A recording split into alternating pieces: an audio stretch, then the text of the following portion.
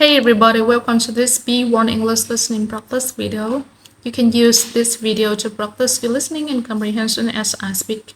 You ready? So today I'm going to talk about restaurants. This is a topic that I could talk about all day because I love eating out.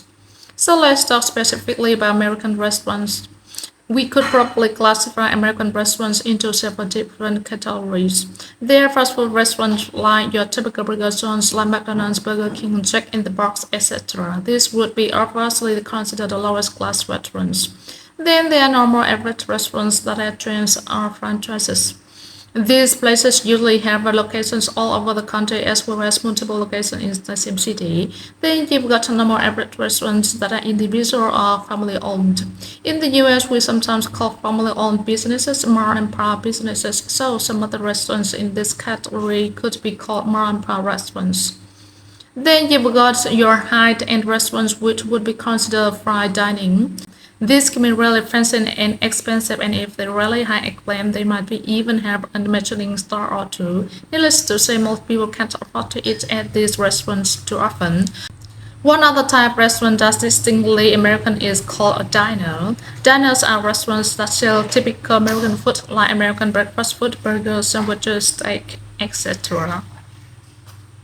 A lot of diners have breakfast all day, so you can order eggs, sausage, and pancakes at 9 p.m. if you want. I've always loved diners because they have a really American feel to them. Whenever I go on a road trip, I always look forward to stop in the middle of nowhere at one of these classic American diners. You can always find diners off the highway in the middle of nowhere. Alright, now let's talk about tipping in the US. This is something that all foreigners need to know because it's a custom that's different in the US than it is in other countries. When you eat at a sit-down restaurant in the US, you're expected to give a tip for the service you receive. There are no exceptions here. Even though it's not mandated by law, it's an unspoken rule that all Americans abide by. You have to tip your waiter whether you feel like it or not. So now you might be wondering how much you have to tip. Well, until recently, 15% has been the standard tip at most restaurants, but in the past few years, they've been trying to raise this. Nowadays, many restaurants expect 18 or more, which I think is a ridiculous gross. I always give 15% no matter what, and this is still acceptable, but there's definitely a visual effort on the part of restaurants to raise this percentage. So be aware of this if you're traveling to the US at any time soon. Lastly, let's talk about the common expressions we use in the restaurant environment. When you first enter the restaurant and talk about the host, you normally say how many people are there in your party. So you can say, can we have a table for two, please? And to other food, you can say a few different things. You could say, I have the cheeseburger, I'll take the cheeseburger, or can I have the cheeseburger?